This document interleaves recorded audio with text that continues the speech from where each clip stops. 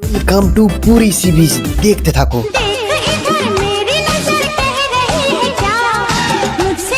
Welcome to Puri.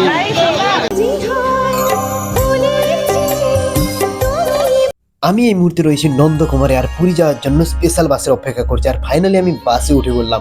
আর বাসটি ছিল AC, luxury, economy এবং বিজনেস ক্লাস সিটে আমি বসেছিলাম। বাসটি খুব অসাধারণ এবং স্মুথ চলছিল। অনেকটা রাস্তা পেরিয়ে এখন আমরা চলে এসেছি বালেশ্বরের এক ধাবাতে। আর এখানে আমরা রাতের ডিনারটা সারবো এই ধাবা থেকে। আর হালকা ঠান্ডা পড়ে গেছে, উড়িষ্যাতে রয়েছি তো ডিনার শেষ, অলরেডি বাসে উঠবার পালা এবার। এখন আমরা চলে এসেছি পুরীর মাসিবাড়ি বাস স্ট্যান্ডে, আর আমরা পৌঁছে গেলাম পুরীতে। এবার বাস থেকে নেমে লাগেজগুলো নিয়ে আমাদের অটো ধরতে হবে। এই বাস স্ট্যান্ড থেকে স্বর্গদ্বারের দূরত্ব ছিল মাত্র 3 কিলোমিটার, তাই আমরা অটোতে করি এবং খুব কাছাকাছি আমরা চলে এসেছি।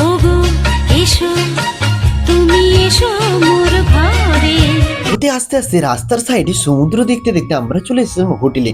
আর হোটেল থেকে বেরোনোর সময় দেখো কত বাঁদর বসে আছে পাঁচিলের উপরে, খেলাধুলো করছে, ইয়ার্কি করছে। এই বাঁদরগুলো দেখলে তোমাদের গায়ে হাত দিতে ইচ্ছে করবে, কিন্তু কেউ মোটেও ভুল করে এদের গায়ে হাত দেবে না। দেখো পাইপ দিয়ে কত সুন্দর নামছে, দেখো খুব অসাধারণ লাগছিল।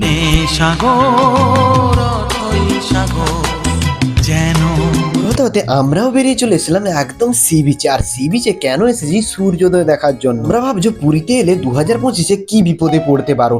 আমি বলছি তোমরা এমন কোনো কাজ করবে না যাতে তোমরা বিপদে পড়ো, এবং জেল জরিমানা যাতে না তোমাদের হয়। তোমরা যারা ট্রেন ট্রাভেলে পুরী আসছো আর পুরী স্টেশনে নামার পর তোমাদের অনেক অটো টোটো বলবে সস্তা হোটেলে আমরা পৌঁছে দেবো, কিন্তু এগুলো তোমরা এড়িয়ে চলবে।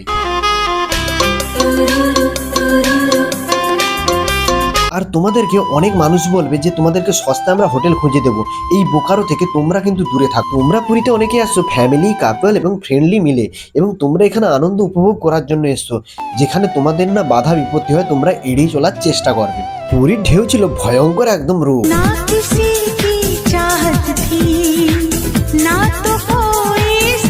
হতে হতে প্রচুর মানুষ হোটেল ছেড়ে একদম সূর্যোদয় দেখার জন্য একদম সি বিচের সামনে চলে এসেছে। আমার সাথে আমিও চলে এসেছিলাম ভোরে সূর্যোদয় দেখতে। ভোরে অনেককে দেখছি অনেকে স্নান করে নিচ্ছে এবং প্রত্যেকের কাজ সেরে নিচ্ছে। এই সি বিচে কোনো নেশা জাতীয় কিছু খেয়ে সমুদ্রে নামবে না, কেন পুলিশ এখানে যদি ধরতে পারে তোমাদের থেকে ফাইন করতে পারে। ছোট্ট ছোট শিশুরা দেখো মনের আনন্দে লাফালাফি করে একদম সমুদ্রে স্নান করার জন্য তাড়াহুড়ো করছে। সাথে দেখো বড়রাও থেমে নেই কিন্তু। পুরীর ঢেউ কিন্তু খুব বড় মাপে, তোমরা কিন্তু সাবধান ও সচেতন তো অবলম্বন রেখে তোমরা কিন্তু স্নান করবে। এখানে সন্ধ্যেতে প্রচুর পরিমাণে মার্কেট। আমরা এখন চলেছি পুরীর জগন্নাথ মন্দিরে, একদম গেট ধরে আমরা এখন সামনে প্রবেশ করছি। একটু হেঁটে হেঁটে তোমাদেরকে যেতেই হবে। আর তোমরা দেখতে পাচ্ছ সামনে কত মানুষ হেঁটে যাচ্ছে এবং কত মানুষ আরো আসতেছে। এটা ভোরের সকাল ছিল। আর কিছু না, এখন মন্দিরে ঢোকার অনেক গাইডলাইন রয়েছে। তোমরা যে কোনো পোশাক পরে মন্দিরে তোমরা এখন ঢুকতে পারবে না। এই মন্দিরের সামনে যখন আসবে অনেক পণ্ডারা তোমার কপালে তিলক কাটার জন্য প্রস্তুত থাকবে, এবং তুমি যখন তাদেরকে বড় নোট দেবে তোমরা আর কিন্তু খুব খুশি। যখন ছোট খুচরা পয়সা দেবে তাদের মুখটা কিন্তু ভার হয়ে যাবে। মন্দিরের কিছুটা দূর থেকে রেলিং করে দেওয়া হয়েছিল, এবং রেলিং এর অপোজিটে কত দেখো ভক্ত দাঁড়িয়ে আছে সারি সারি। প্রত্যেকে জগন্নাথ দেব ভোরে দর্শন করবে বলে। ভোরের সকালে ছিল অসংখ্য এবং কয়েক হাজার দর্শনার্থী, এবং অনেকে রেলিং ধরে লাইন দাঁড়ানোর জন্য প্রস্তুত হয়ে গেছিল। আবার অনেকে মন্দিরের সামনে এই রেলিং ধরে দাঁড়িয়ে কেউ প্রণাম করছে, কেউ মনস্কামনা করছে। রেলিং থেকে তোমাদের বাইরের মুহূর্তটা তোমাদের কত সুন্দরভাবে দেখাচ্ছে, তোমরা দেখো।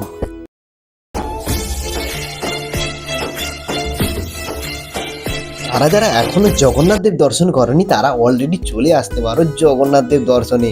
আর অনেকে হয়তো এই জগন্নাথ দেব দর্শন 1 থেকে 2 বার 3 বার, কারো 5 বার হয়তো হয়েই গেছে। মন্দিরের ভিতর কোনো নেশা জাতীয় দ্রব্য খেয়ে প্রবেশ করা নিষেধ, এবং কোনো মোবাইল, বেল্ট এগুলো নিয়ে প্রবেশ একদমই নিষেধ। এই মন্দিরে প্রবেশ করার আগে রুলস রেগুলেশন গুলো ভালো করে ফলো রেখো তোমরা। বিকেল 5টার সময় এই মন্দিরের সামনে এসে তোমরা কিন্তু পতাকা পাল্টানো কিন্তু দেখতে পারো। অনেক দর্শনার্থীরা এই পতাকা পাল্টানো কিন্তু দেখ। আমার পেছনে দেখো কত ভক্ত দাঁড়িয়ে আছে। জয় জগন্নাথ। সবাই ভালো থেকো, সুস্থ থেকো। পরবর্তী ভিডিও নিয়ে আমি আবার ফিরছি। আর জগন্নাথ দেব দর্শন কেমন হয়েছে, ভিডিওটি কেমন হয়েছে সবাই লাইক কমেন্ট করে দিও। আরেকবার দেখে নেবে জগন্নাথ দেবের মন্দির। চলো টাটা।